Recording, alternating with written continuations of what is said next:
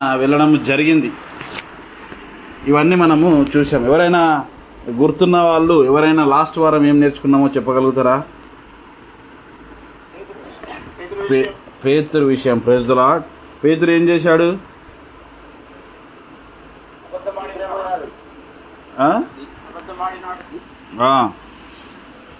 ఇంకా ఓకే, అబద్ధమాడాడు, నేనందులో లేనన్నాడు, యేసు ప్రభువును తెలియదని ముమ్మారు అబద్ధమాడాడు. Praise the lord. చాలా సంతోషం, అద్భుతం. ఇంకా ఎవరైనా చెప్పగలుగుతారా? పేతురు, నేను ఒక మాట చెప్పాను, ఏంటిదంటే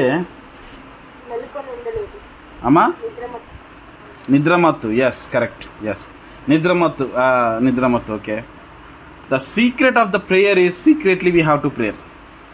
రహస్యంగా ప్రార్థన చేయాలన్నప్పుడు మనం రహస్యంగా మన ప్రార్థన ఉండాలి. ప్రార్థన అనేది రహస్యంగా ఉండాలి అంటే మనం రహస్యంగా ప్రార్థన చేయాలి. అదొకటి. ఇంకా if you fail in prayer you will fail in everywhere. ఎక్కడైతే నువ్వు ఫెయిల్ అవుతావో, ఎక్కడైతే నువ్వు ప్రార్థన చేయడంలో ఫెయిల్ అవుతావో నువ్వు ప్రతి దగ్గర ఫెయిల్ అవుతావు. అదొకటి ఈరోజు మీకు తెలియజేయాలనుకుంటున్నాను. అర్థమైందా నేను చెప్పేది? ప్రార్థన చేయడంలో విఫలమవుతే, ప్రార్థన సమయం ఇచ్చినప్పుడు 24 గంటల గొలుసు ప్రార్థనలో మీ పేరు పెట్టి ఒకవేళ ప్రార్థన చేయడంలో విఫలమైతే ప్రతి విషయంలో మీరు ఫెయిల్ అవుతారు. అదేవిధంగా పాల్గొనకపోతే కూడా మీరు ఫెయిల్ అవుతారు ప్రార్థనలో. అంటే నేను ఏదో భయపెట్టేయాలని కాదు. దయచేసి ఇది ఎందుకు ఇస్తున్నా అంటే రానున్న రోజులు చాలా భయంకరంగా ఉన్నాయి. ఈరోజు ఇజ్రాయెల్-ఇరాన్ వార్ స్టార్ట్ అయింది. అంతకుముందు 9 నెలల కిందట ఇజ్రాయెల్ గాజా వార్ స్టార్ట్ అయింది. మధ్యలో ఇజ్రాయెల్ యెమన్ మీద స్టార్ట్ అయింది. ఇజ్రాయెల్ చుట్టూ అనేక నిజంగా ఒక విశ్వాసికి ఆత్మీయంగా ఎలాంటి పోరాటాలు వస్తాయో ఇజ్రాయెల్కి ఈరోజు ఫిజికల్గా అలాంటి పోరాటాలు వచ్చాయి. మనమందరము ఏ విధంగా మన గురించి, మన ఆత్మీయ పోరాటాల గురించి ప్రార్థన చేస్తామో ఇది బైబిల్లో క్లియర్గా ఉంది. 122వ కీర్తనలో యెరూషలేము క్షేమం కొరకు ప్రార్థన చేయవారు వర్ధిల్లుదురు. Praise the lord. అవునా కదా? యెరూషలేము క్షేమం కొరకు కూడా ప్రార్థన చేయాలి. మన కొరకే కాదు, మన కొరకు, మన కుటుంబం కొరకు, మన ఒలివా గ్రూప్ కొరకే కాదు మనము ఈ గ్రూప్ పెట్టింది. ప్రపంచానికి, లేకపోతే మనం ఉన్న రాష్ట్రాలకి, మనం ఉన్న దేశాలకి మేలు కలగాలని ఈ ప్రార్థన ఉద్యమం స్టార్ట్ చేయబడింది 5 సంవత్సరాల క్రిందట. కనుక ప్రార్థనకు దూరం అయితే ఏమైంది? ఇతరులకు అభ్యంతరకరంగా ఇతరులను గాయపరుస్తాం. అదేవిధంగా వివేచన పోగొట్టుకుంటాం. అసలు మనం ఎవరితో యుద్ధం చేస్తున్నామో మనకు తెలియదు. మూడవదిగా ప్రార్థనలో జాగ్రత్తగా లేకపోతే ఏమవుతుంది?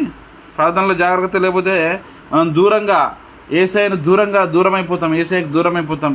ఏసయ్యను దూరంగా ఉండి మనం వెంబడిస్తాం. ఇంకా ప్రార్థనకు దూరం అయిపోతే మనము తప్పుడు గుంపులోకి వెళ్ళిపోతాం. అంటే వేరే గుంపు, మన విశ్వాస గుంపులో ఉండాలి, విశ్వాసుల సహవాసం మనం కలిగి ఉండాలి. అలాంటిది ప్రార్థన లేకపోతే లోకంలో అనేక ఇతరత్ర గ్రూపులు ఉంటాయి. అవునా? ఇతరత్ర ఫ్రెండ్స్ ఉంటారు. సినిమాలకు వెళ్ళే ఫ్రెండ్స్ ఉంటారు, షికార్లకు వెళ్ళే ఫ్రెండ్స్ ఉంటారు, ఆటలాడే ఫ్రెండ్స్ ఉంటారు. కనీసం జస్ట్ టైం అంతా వేస్ట్ చేయడానికి ఉపయోగించే ఒక గుంపులోనికి మనం వెళ్ళిపోతూ ఉంటాం. వాళ్ళు చలి కాల్చుకుంటున్నారు, అక్కడ చలి కాల్చుకుంటున్నారు. ఆ గుంపులోకి వెళ్ళిపోయాడు పేతురులో. యేసయ్య నాకు తెలియదు. లాస్ట్కు ముమ్మారు అబద్ధమాడాడు. అబద్ధాలు కూడా మన జీవితమే అబద్ధపు జీవితం.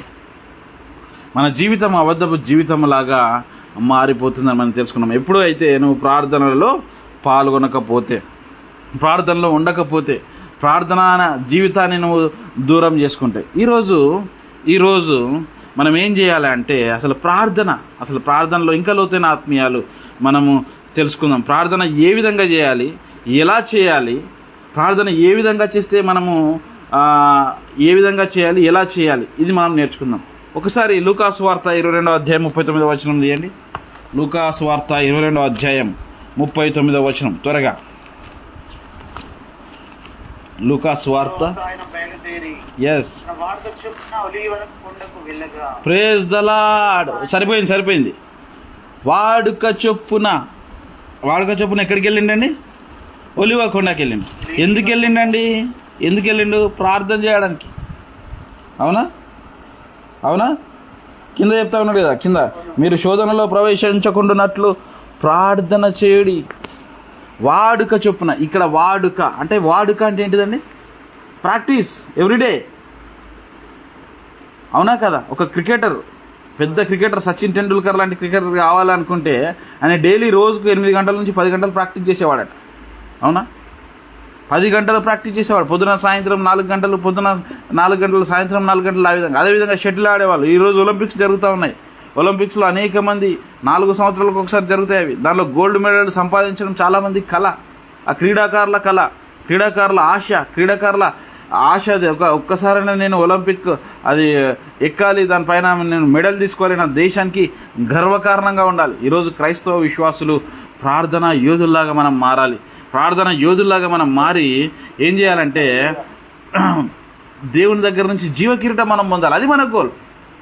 దానికి మనం ఏం చేయాలంటే ఈ లోకంలో ఉన్నప్పుడు వాడుక చొప్పున ఏసయ్య మాదిరికరమైనటువంటి జీవితం మనకు జీవించాడు. మా లోకంలో ఉన్నప్పుడు ఏమనంటే తర్వాత ఆయన బయలుదేరి, ఎక్కడికి బయలుదేరి? తర్వాత అంటే దాని ముందు ఏం జరిగిందండి?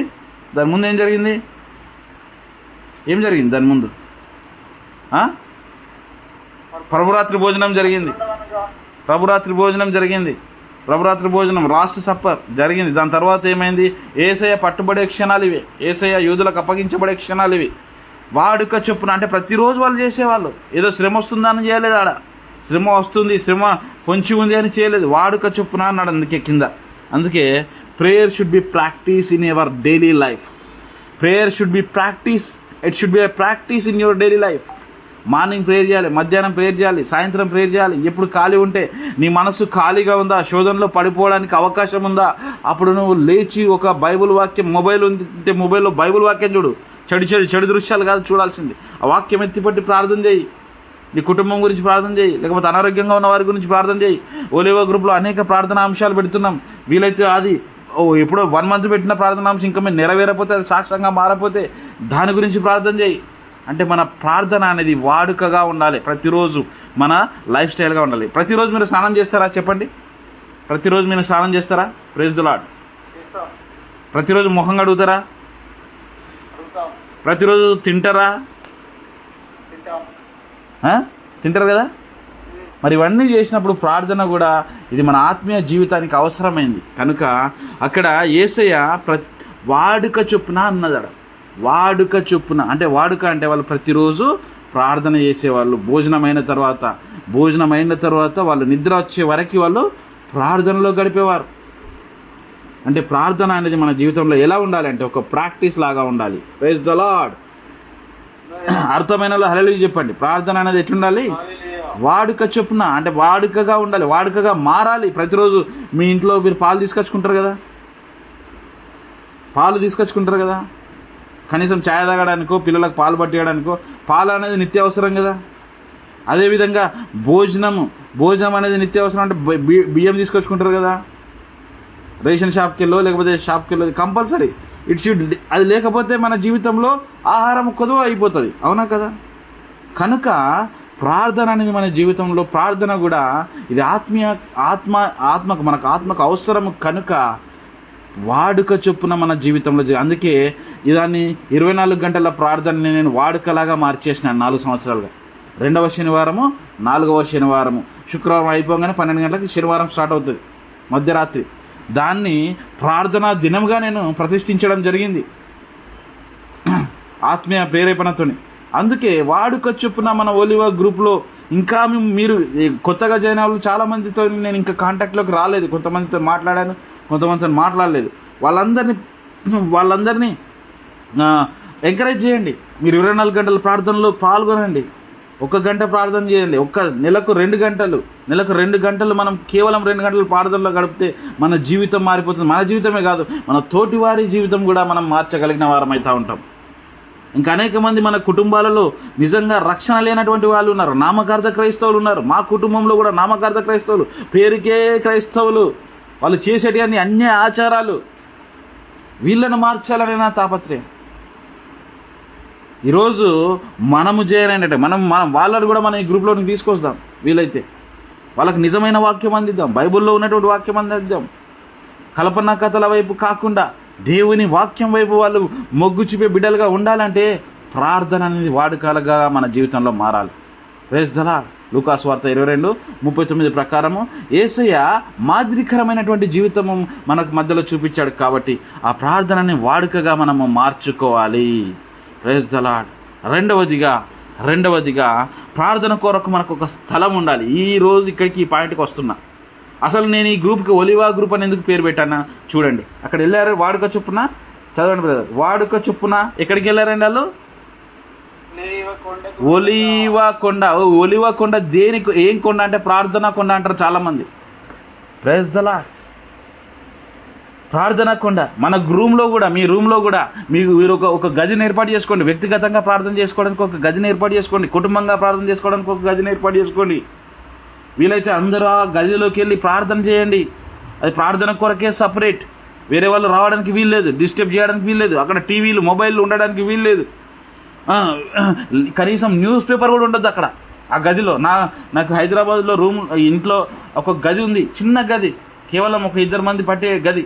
ఆ గది నేను ప్రార్థన కొరకే పెట్టాను. అది హిందువులు చాలామంది, వాళ్ళ అన్యులు, వాళ్ళకు అసలు వేటిని పూజిస్తున్నామో తెలియదు కదా, నిజమైన దేవుని ఆరాధిస్తున్నాను. కానీ వాళ్ళు కూడా ఇంట్లో ఒకటి వాళ్ళు చేసుకోవడానికి ఒక గది పెట్టుకుంటారు, పూజా గది అని అంటారు దాన్ని.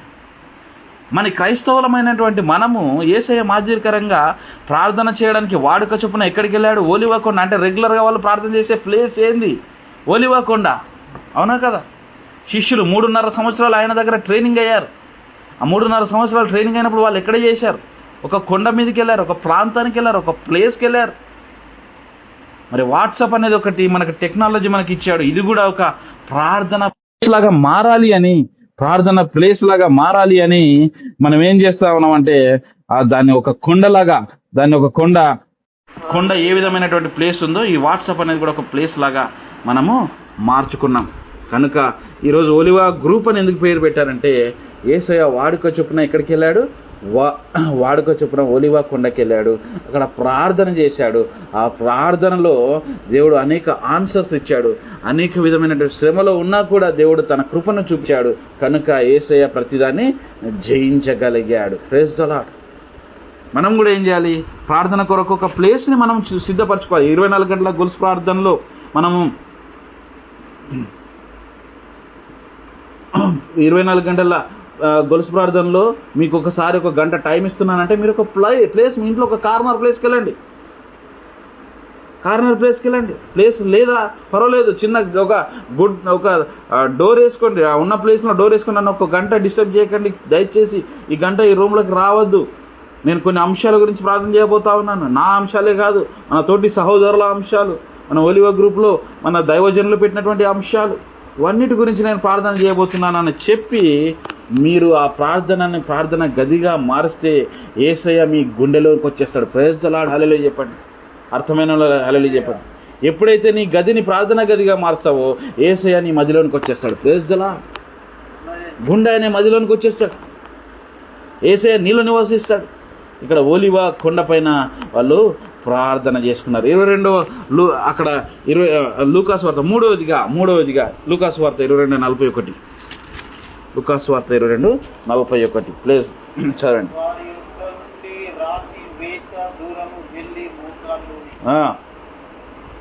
దానిపైన 41 చదవండి. 41 లూకా 22:41.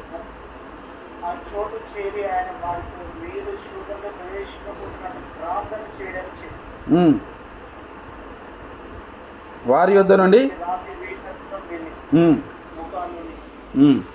ఆయన ఎక్కడికి వెళ్ళాడండి? సరిపోయింది, మోకాళ్ళు ఉన్నాడు. అంటే ఆయన శిష్యుల నుంచి కొద్దిగా దూరంగా వెళ్ళి ప్రార్థన చేశాడు. అవునా? అంటే శిష్యులతోనే ఉన్నాడు ఆయన. ఆ కొండ వెళ్ళే వరకు శిష్యులతోనే ఉన్నాడు. కానీ ఆ శిష్యులు కూడా మీరు వ్యక్తిగతంగా ప్రార్థన చేయండి, నేను కూడా కొద్దిగా దూరం వెళ్ళి అక్కడ ప్రార్థన చేస్తానని చెప్పి ఆయన వ్యక్తిగతంగా అంటే పర్సనల్గా ప్రేయర్లో గడపడం నేర్చుకోవాలి. ఫస్ట్ సహవాసంలో గడుపుతున్నావా? సంతోషం. దాంతో పాటు నువ్వు వ్యక్తిగతంగా నీ పర్సనల్ ప్రేయర్ అనేది ఉండాలి. ఫస్ట్ ప్రాక్టీస్, సెకండ్ ప్లేస్, మూడోది పర్సనల్ ప్రేయర్. మూడోది పర్సనల్ ప్రేయర్ చేయాలి. ప్రార్థన ఈ విధంగా స్టార్ట్ చేయాలి. ఫస్ట్ నువ్వు ఒకటేసారి పెద్ద గొప్ప ప్రార్థనా పరుడు కావు, పెద్ద ప్రార్థన యోధునివి కాదు. గంటలు 8 గంటలు 9 గంటలు చేసే ప్రార్థన ఏదో ఒక్కసారి కాదు. ఇది కావాలంటే ఫస్ట్గా నువ్వు ఒక ప్రాక్టీస్గా నువ్వు వెళ్ళాలి. ఫస్ట్ 10 నిమిషాలు ప్రార్థన చేయి, తర్వాత 15 నిమిషాలు, 20 నిమిషాలు, దాన్ని పెంచు. ప్రాక్టీస్ అనేది వాడుకనేది పెంచు. ఒకసారి గంట ప్రార్థన చేయగలుగుతావు ఒకటేసారి. అందుకే నేను 24 గంటల గొలుసు ప్రార్థనలో చాలామంది గంట సేపు మోకాళ్ళ నుండి ప్రార్థన చేయని వాళ్ళని ఏం చెప్తున్నానంటే, ఫస్ట్ 15 నిమిషాలు కొన్ని పాటల ద్వారా దేవుని స్తుతించండి అని చెప్తున్నాను. రెండో 10 నిమిషాల్లో కొన్ని వాక్యాలు చదవండి. దేవుని వాక్యాన్ని ధ్యానం చేయండి ఆ 15 నిమిషాలు వ్యక్తిగతంగా. మూడో 15 నిమిషాలు కానీ 20 నిమిషాలు కానీ నేను ఇచ్చిన అంశాలు ఒక్కొక్కటి ఎత్తిపట్టి ప్రార్థన చేయండి. చివరిగా మళ్ళీ ఒక పాట పాడి దేవుని స్తుతించి చివరి ప్రార్థనలోకి వెళ్ళండి అని చెప్తున్నాను. ఎందుకు చెప్తున్నానంటే, ఒకటేసారి గంట కూర్చొని వాళ్ళు ప్రార్థన చేయలేరు. కొంతమంది, చాలామంది చేయలేరు. ఈవెన్ ఫస్ట్లో నేను కూడా గంట ప్రార్థన చేసేవాడిని కాదు. అలవాటుగా చేసుకున్నాను. అది 15 నిమిషాలు, 20 నిమిషాలు, ఒక్కొక్కసారి 30 నిమిషాలు, తర్వాత గంటకి వెళ్ళింది, ఒక్కోసారి 2 గంటలకు వెళ్తుంది. కనుక ప్రార్థన అనేది వాడుక చొప్పున ప్రాక్టీస్ చేసుకోవాలి. పర్సనల్ ప్రేయర్ అనేది ఉండాలి. పర్సనల్ ప్రేయర్ అంటే వాళ్ళు శిష్యులు అక్కడ ఉన్నారు, కానీ వాళ్ళేమో శోధనలో, వాళ్ళు నిద్రమత్తులో ఉన్నారు, నిద్ర భారంగా ఉన్నారు. యేసయ్యకు తెలిసి ఇప్పుడు ఒక శోధన రాబోతుంది, యూదులను పట్టుకోవడానికి వస్తున్నారని చెప్పి మళ్ళీ వచ్చి ప్రార్థన మీరు అక్కడ చెప్తా ఉన్నాడు, మీరు కొద్దిసేపు శోధనలో ప్రవేశించకూడనట్లు ప్రార్థన చేయండి రా నాయన అంటే వాళ్ళు చేయట్లేదు, శిష్యులు చేయట్లేదు. అందుకే యేసయ్యనే మళ్ళీ అక్కడికి వెళ్ళి చెప్పి వెళ్తా ఉన్నాడు, వెళ్ళి వ్యక్తిగతంగా ప్రార్థన చేస్తూ ఉన్నాడు. కనుక ఈ 24 గంటల గొలుసు ప్రార్థన ముఖ్య ఉద్దేశం ఏంటంటే, ప్రతి వ్యక్తి జీవితంలో ప్రార్థన అనేది ప్రాక్టీస్ కావడానికి, ప్రతి వ్యక్తి జీవితంలో ఒక సపరేట్ ప్లేస్, ఒక స్థలము ఏర్పరచుకొని ఆ స్థలములో వాళ్ళు ప్రార్థించడానికి, మూడవదిగా వ్యక్తిగతంగా మన ప్రార్థన అభివృద్ధి చెందడానికి ఈ ఓలివా గ్రూప్ను స్టార్ట్ చేయడం జరిగింది. అందుకే ఇవన్నీ ప్రాక్టీస్, ప్రేయర్, ప్లేస్, ఇవన్నీ 3 మన ఒలివా గ్రూప్లో ఇంప్లిమెంట్ చేయడం జరుగుతుంది. కొత్తగా వచ్చిన వాళ్ళకి ఏదో టైంపాస్ గ్రూప్ కాదు. చాలా సంతోషం. అనేక లోకంలో జరిగే అంశాలు, క్రైస్తవుల మీద దాడులు జరుగుతున్నాయి, అవి పోస్ట్ చేస్తూ ఉన్నారు. ఇజ్రాయెల్ పైన దాడి జరుగుతుంది, అవి పోస్ట్ చేస్తున్నారు. ఆరోగ్యానికి సంబంధించిన విషయాలు పోస్ట్ చేస్తున్నారు. చాలా సంతోషం. అవన్నీ మనకి మ్యాండేటరీయే. కానీ అంతకంటే ముఖ్యమైనటువంటి మన ఉద్దేశం, ఓలివా గ్రూప్ ఉద్దేశం ఏంటిదంటే, practice for the prayer practice చేయాలి, ప్లేస్ ప్రాక్టీస్ చేయాలి. ప్లేస్ని ఒక ప్లేస్ని మనం చూజ్ చేసుకోవాలి. దాని తర్వాత ఇంకేంటిదండి, దాని తర్వాత ఇంకా పర్సనల్గా ప్రేయర్లో ఉండాలి. నాలుగవదిగా లూకాసు వార్త ఒకసారి చూద్దాం. లూకాసు వార్త 22వ అధ్యాయము 42వ వచనం. లూకాసు వార్త 22వ అధ్యాయము 42వ వచనం తీయండి.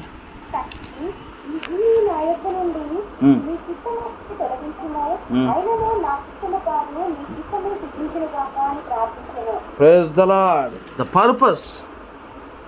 దేని కొరకు ప్రార్థన చేయాలి? సరే, ప్రార్థన ఎందుకు చేస్తారు మీరు? ఒక విషయం, మీకు ప్రార్థన ఎందుకు చేస్తారు? చాలా అవసరతలు ఉన్నాయి బ్రదర్, ఆ అవసరతలు తీరడానికి. అంటే ఒక పర్పస్ ఉంది, మీకు ఒక ప్లాన్ ఉంది, అవునా? దాని కొరకు మీరు ప్రార్థన చేస్తారు. పర్పస్ అంటారు దాన్నే, పర్పస్, నీడ్స్. కానీ ఇక్కడ యేసయ్య ఏమని ప్రార్థన చేస్తున్నారు తెలుసా?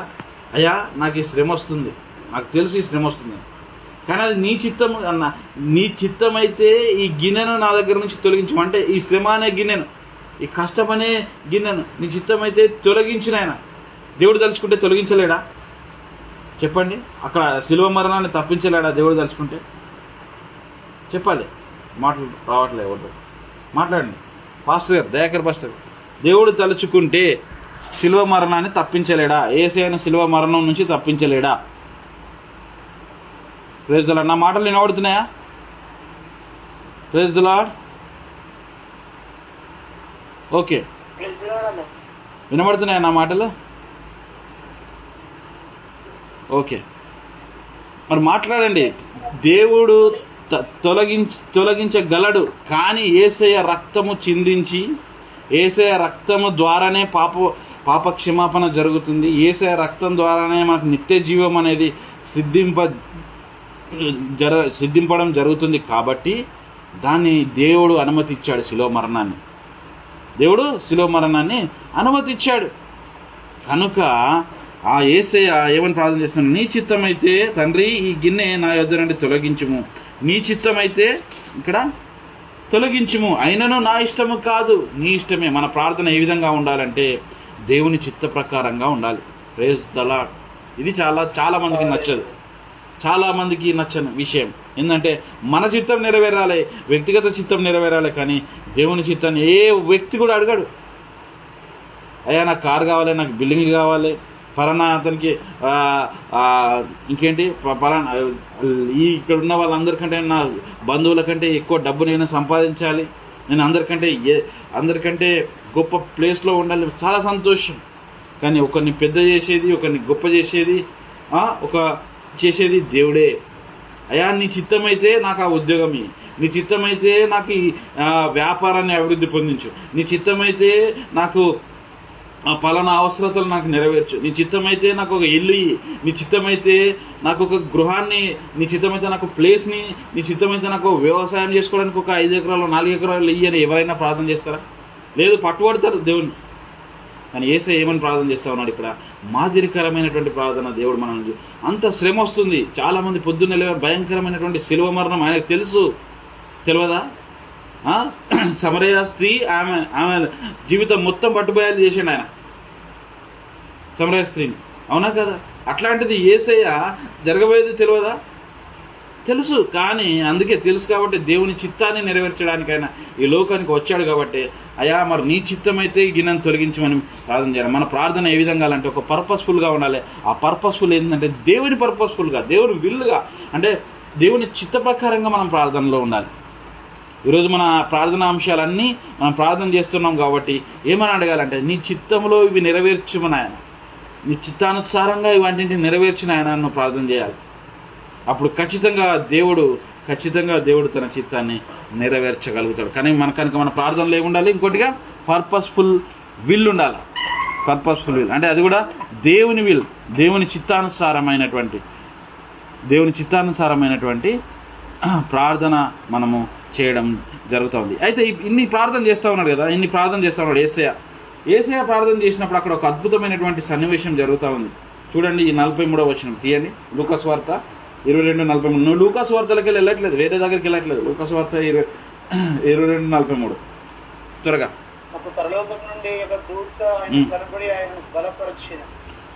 Praise the lord. ప్రార్థన చేశాడు, అయ్యా నీ చిత్తమైతే ఈ గిన్నెను తొలగించమని ప్రార్థన చేశాడు.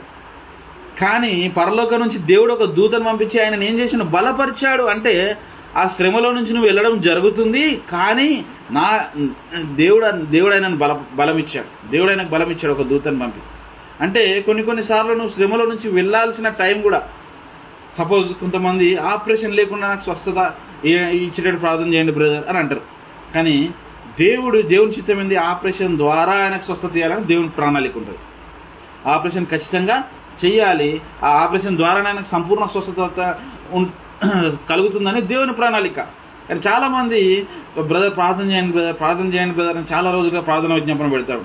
కానీ ఇప్పుడు నవీన్ విషయంలో అదే మన గ్రూప్లో ఉన్నటువంటి నవీన్ విషయం, అన్న నాకు ఆపరేషన్ లేకుండా చేయండి అన్న, ప్రార్థన అట్లా ఉండేటట్టు చేయండి అంటే దేవుని చిత్తం నాయన, ఒకవేళ ఆపరేషన్ ద్వారా నీకు సంపూర్ణ స్వస్థత అయితే జరగవచ్చు అని చెప్పినాను. ఎందుకంటే సంపూర్ణ స్వస్థత కావాలి కదా. దేవుని చిత్తంలో మనం ఏది అడిగితే దేవుడు సంపూర్ణంగా ఇస్తాడని సగం ఇయ్యడు మన దేవుడు, అవునా కదా? మంచి ఆరోగ్యంగా అడిగినావు నువ్వు, మంచి ఆరోగ్యం ఎట్లా జరుగుతుంది? ఆపరేషన్ ద్వారానే నీకు సంపూర్ణ స్వస్థత దేవుని ప్రణాళికలో ఉంటే ఆ విధంగానే జరుగుతుంది.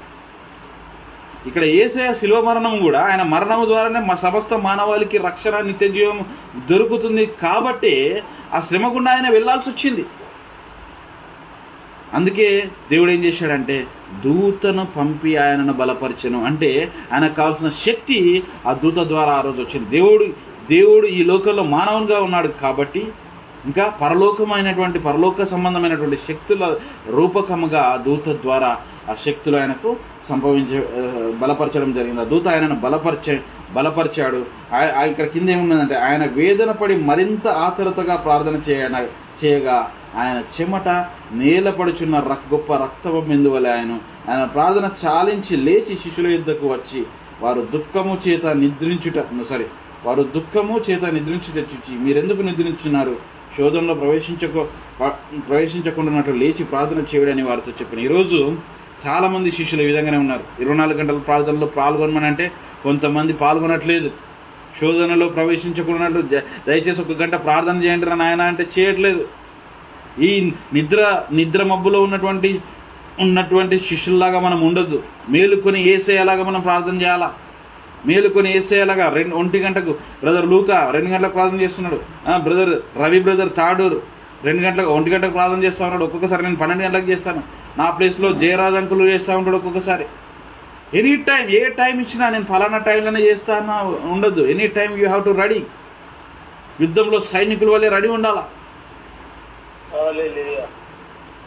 ఏ టైంలో ఏ శోధన వస్తుందో మనకు తెలియదు. ఏ టైంలో ఏ కీడు వస్తుందో మనకు తెలియదు. కనుక మీరు ఏం చేయాలి అంటే ప్రార్థనను నిర్లక్ష్యం చేయదు. ఇది పర్పస్ మెయిన్గా. దాని తర్వాత ఏమైందంటే ప్రతిఫలం వచ్చిందా రాలేదా? ఇన్నిసార్లు దేవుడు ప్రార్థన చేసిండు, ప్రార్థన ప్రతిఫలం వచ్చిందా రాలేదా? అందుకే లాస్ట్గా మనం ఏం చేస్తామంటే పే యాజ్ పర్ ప్రైజ్. నువ్వు చేసినటువంటి దానికి దేవుడు ఆయన ప్రతిఫలం ఇచ్చాడు. ఎట్లిచ్చాడు? ఒక దూతను పంపి ఆయనను బలపరిచాడు. Praise the lord. ఈరోజు నువ్వు ప్రార్థన చేస్తే నీ దగ్గర కూడా దూత వస్తుంది. నీ దగ్గర కూడా దూత వచ్చి నేను బలపరుస్తుంది. శ్రమల నుంచి, ఆర్థిక ఇబ్బందుల నుంచి నీకు విడుదల వస్తుంది. అనారోగ్య పరిస్థితుల నుంచి నీకు విడుదల వస్తుంది. ఎప్పుడు వాడుక చెప్పున నువ్వు ప్రార్థన చేయాలి. ఒక వ్యక్తిగతంగా నువ్వు ప్రార్థన చేయాలి. ఒక స్థలాన్ని నువ్వు ఎన్నుకోవాలి. ఆ స్థలంలో అందుకే యేసయ్య కూడా ఒక మాట అంటాడు. ఏంటి తెలుసా? మీరు వేషధారుల వలె ఉండక, రోడ్ల మీద మోకాలుండి ప్రార్థన చేయక, ఒక రూమ్లోకి వెళ్ళండి, ఒక గదిలోకి వెళ్ళండి, తలుపు వేసుకొని ప్రార్థన చేయమని చెప్తాడు యేసయ్య. అవునా కదా? బైబిల్ చదివారు కదా మీరంతా, అవునా కదా? ఆ రిఫరెన్స్ నేను వెళ్ళట్లేదు, టైం లేదు మనకి.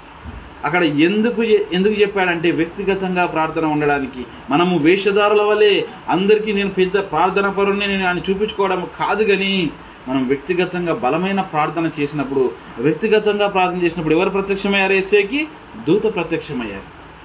పరలోకపు దూత ప్రత్యక్షమై నేను బలపరుస్తుంది. వ్యక్తిగతంగా నువ్వు ప్రార్థన చేసినప్పుడు దానికి నువ్వు ప్రార్థన చేసిన దానికి పే యాజ్ ప్రైజ్. అంటే నువ్వు ఏదైతే కష్టపడుతున్నావో దానికి ఒక వేళ అనేది నీకు దక్కడం జరుగుతుంది. ఆ వేళ ఎట్లా దక్కింది అంటే యేసయ్య దూత రూపకంగా యేసయ్య దగ్గరికి దూత వచ్చి ఆయనను బలపరచడం జరిగింది. కనుక ప్రార్థన ఏ విధంగా చేయాలి?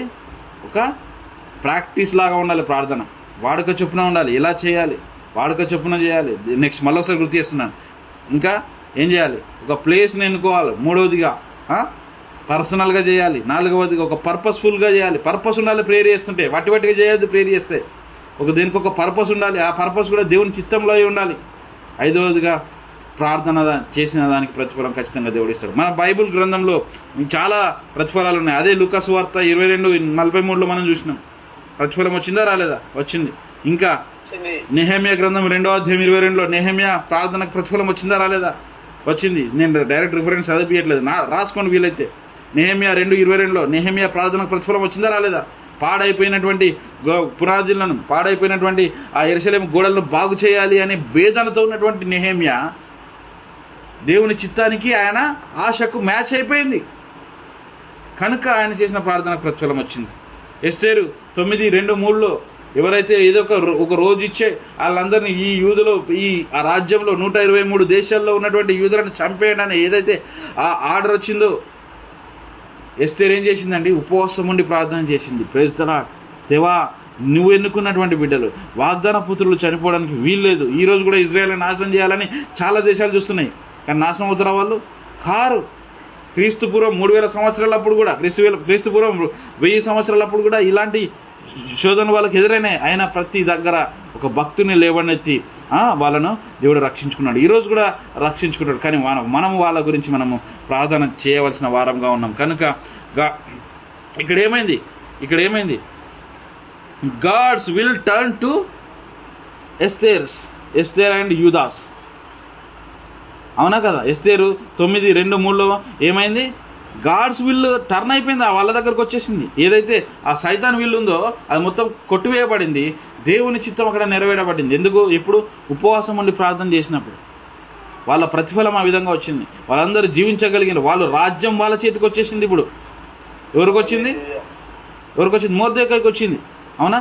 ఆ మొర్దెకై ప్రధాని అయిపోయాడు ఎస్తేరు ప్రార్థన వల్ల.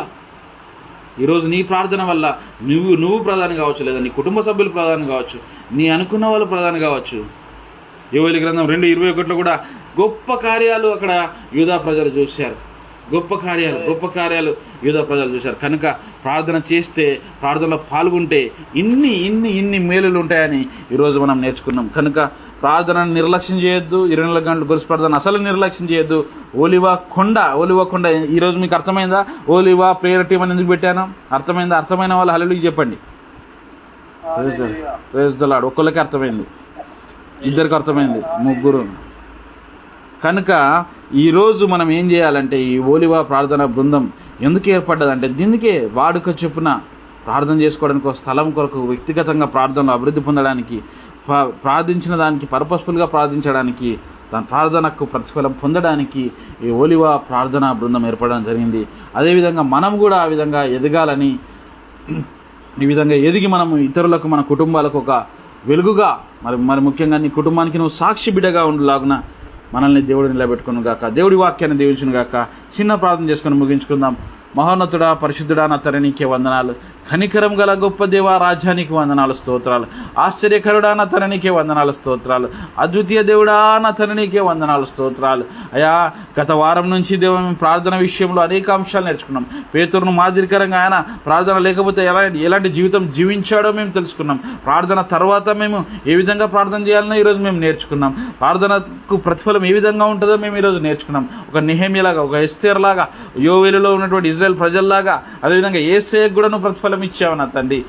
ఆ విధమైనటువంటి ప్రతిఫలం మా కుటుంబంలో, మా జీవితాల్లో మేము పొందుకుని లాగున మా ప్రార్థనా జీవితాన్ని మేము ఈ విధమైనటువంటి మాదిరికరమైనటువంటి దేవా నా తండ్రి, యేసే ఏ విధంగా మాదిరి చూపించాడో ఆ విధమైనటువంటి మాదిరి మా కదరకరంగా మా ప్రార్థన జీవితం ఉండేలాగా సహాయం చేయమని దేవా, పాల్గొన్న ప్రతి బిడ్డను దీవించి ఉన్నాయన, పాల్గొన్న బిడ్డలను క్షమించి తిరిగి వచ్చే వారం తీసుకురమ్మన్నా తండ్రి. దేవా, ఈ రికార్డింగ్ మేము పెట్టుచుండగా అనేక మంది దేవా నా తండ్రి వాక్యం ద్వారా రక్షణలోకి వచ్చే భాగ్యం దయచేయమని నన్ను తగ్గించుకుంటూ నేను ఆనందిస్తూ నజరేయుడైన యేసు పవిత్రమైన నామమున మిక్కిలిన బతిమాలు వేడుకొంచున్నాను తండ్రి. Amen, amen, amen. దేవుడి వాక్యాన్ని దీవించును గాక. Over to Dayakar.